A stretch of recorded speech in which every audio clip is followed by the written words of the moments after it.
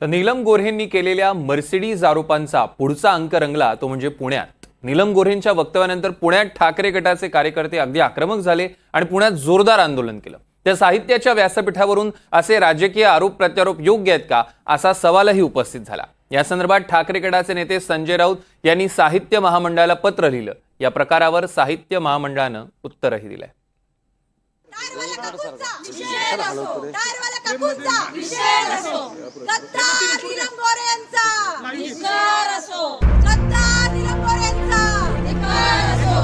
पुण्यातलं ठाकरे गटाचं हे मर्सिडीज आंदोलन। नीलम गोऱ्हेंनी ठाकरे गटाबद्दल केलेल्या मर्सिडीज आरोपानंतर ठाकरे गटाचे नेते आक्रमक झाले आणि पुण्यात नीलम गोऱ्हेंच्या सिल्वर रॉक्स घराबाहेर ठाकरे स्टाईल आंदोलन केलं। त्यांना वेगवेगळ्या गिफ्ट्स लागायच्या।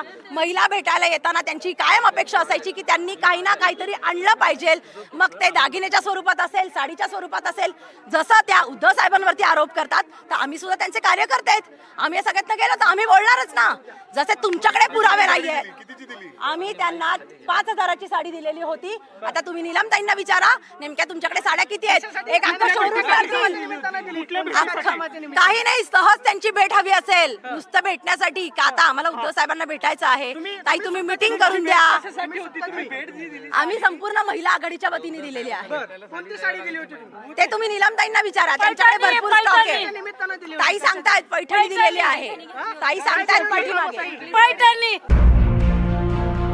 नीलम गोऱ्हेंना 4 वेळा आमदार केलं, त्यांनी ठाकरेंना किती मर्सिडीज दिल्या असा सवाल करणाऱ्या राऊतांनी साहित्य महामंडळाकडे पुढचा मोर्चा वळवला। राऊतांनी साहित्य महामंडळाच्या अध्यक्षा उषा तांबे यांना खरमरीत पत्र लिहिलं। राऊत म्हणतात, दिल्लीतील साहित्य संमेलनात चर्चेत आलेली अनेक चर्चासत्र आणि परिसंवाद हे साहित्य बाह्य होते। एखाद्या राजकीय विचारसरणीच्या दबावाखाली संमेलन आणि त्यातील कार्यक्रमांचं आयोजन झालं। साहित्य महामंडळाच्या परंपरेस हे शोभणारं नाही। या चर्चा परिसंवादात काही टिनपाट निमंत्रकांनी साहित्य संमेलनाच्या व्यासपीठाचा सरळ राजकीय गैरवापर केला। तसंच आपल्या राजकीय विरोधकांवर आरोप केले, त्याची जबाबदारी साहित्य महामंडळ घेणार आहे का? असे घडलो आम्ही या परिसंवादात नीलम गोऱ्हे यांनी शिवसेना पक्षप्रमुख उद्धव ठाकरे यांच्याबाबत आक्षेपार्ह विधानं केली। साहित्य संमेलन हे अशा राजकीय चिखलफेकीसाठी निर्माण केलं काय आणि सध्याच्या साहित्य महामंडळाची त्यास मान्यता आहे का? नसेल तर साहित्य महामंडळानं त्वरित माफी मागावी।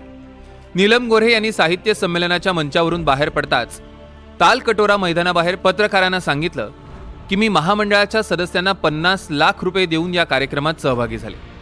उषा तांबे यांनी त्याआधी एक मर्सिडीज गाडी भेट देऊन या कार्यक्रमाचं आयोजन करायला लावलं। हे खरं की खोटं माहिती नाही, पण महामंडळाच्या प्रतिष्ठेला त्यामुळे धक्का बसलाय। साहित्य महामंडळ विकलं गेलंय अशी चर्चा लोकांमध्ये होणं हे चित्र चिंताजनक आहे। साहित्य संमेलनाच्या आयोजकांनीही या प्रकरणी निषेध व्यक्त केलाय। साहित्याचे हे व्यासपीठ व्यक्तिगत आरोप प्रत्यारोपांसाठी असू नये, या व्यासपीठाचा गैरवापर झाला अशी कबुली आयोजकांनीही दिली आहे। मला असं वाटतं की त्यांनी या व्यासपीठाचा थोडासा गैरवापर केलेला आहे। वास्तविक हे साहित्याचं व्यासपीठ आहे।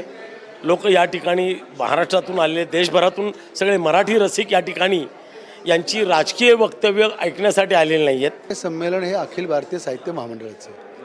कुणी काय बोलावं हा बोलणाऱ्याचा जरी अधिकार असला तरी मला असं वाटतं की या व्यासपीठाचा व्यक्तिगत आरोपांसाठी वापर केला जाऊ नये ही संयोजक म्हणून आमची एक अपेक्षा पण आहे आणि भावना पण आहे। साहित्याच्या व्यासपीठावरून राजकीय सल्ले आणि टोले हे काही नवे नाही। यंदाच्या साहित्य संमेलनातूनही साहित्य संमेलनाच्या अध्यक्षा तारा भवाळकर यांनी पुरोगामित्वावरून चांगलीच टोलेबाजी केली। कारण संत साहित्याने आम्हाला हे शिकवलंय, पण अंत्यज स्त्रिया सुद्धा आमच्या बोलत होत्या आणि आज ज्याला आम्ही पुरोगामी म्हणतो आणि कोणी कोणी उपहासाने पुरोगामी म्हणतात, ते पुरोगामी काही म्हणू देत, पण खरोखरच आमचे संत हे पुरोगामी आहेत। त्याची उदाहरणं जात पात पक्ष पंथ स्त्री पुरुष भेदाच्या पलीकडे। त्यामुळे स्त्री अध्यक्ष झाली हा महत्वाचा मुद्दा नाही, गुणवत्ता हा महत्वाचा मुद्दा आहे। राजकीय कारभाऱ्यांना आरसा दाखवण्याचं काम या आधीच्या साहित्य संमेलनामधूनही झालं। कुणी म्हणत असेल आपला जन्म जैविक नाही तर ते चुकीचं आहे, असा टोला मोदींचं नाव न घेता साहित्य संमेलनाच्या अध्यक्षा तारा भवाळकर यांनी एका मुलाखतीत लगावला होता.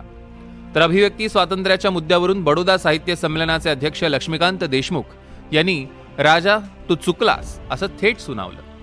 सरकारला बोल सुनावणं ही फॅशन असेल तर मला नको, असं 97व्या साहित्य संमेलनाचे अध्यक्ष रवींद्र शोभणे यांनी म्हटलं होतं. मराठी साहित्य ही जनमानसाची प्रतिमा असते आणि महाराष्ट्रात राजकीय पटलावर काय सुरू आहे त्याचाही तो आरसा असतो.